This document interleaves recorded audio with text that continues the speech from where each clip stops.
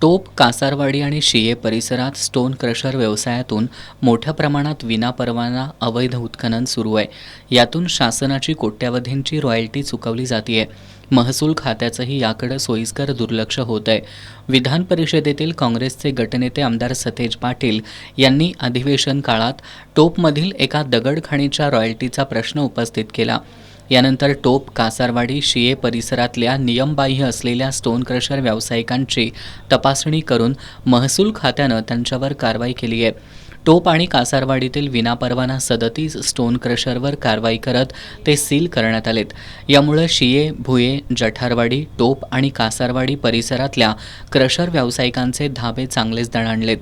टोप इथल्या खाणीतून तहसीलदारांच्या अहवालानुसार सुमारे 4 लाख ब्रास उत्खनन झालंय. त्यापोटी केवळ 96,000 ब्रास दाखवून प्रकरण बंद करण्यात आलं.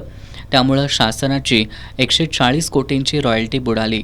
यातील एका व्यावसायिकानं हेलिकॉप्टर खरेदी केल्याचं विधान परिषदेत निदर्शनास आणून देण्यात आलं. यानंतर हातकणंगले महसूल विभाग खडबडून जागा झाला आणि तहसीलदार सुशील बेल्हेकर यांच्या आदेशानं टोप, कासारवाडी इथल्या खडी क्रशरची तपासणी करण्यात आली. मात्र इतकी वर्ष महसूल खातं झोपलं होतं काय? कारवाईबाबत महसूल प्रशासनाचे हात कोणी बांधले होते, असे प्रश्न उपस्थित होत आहेत.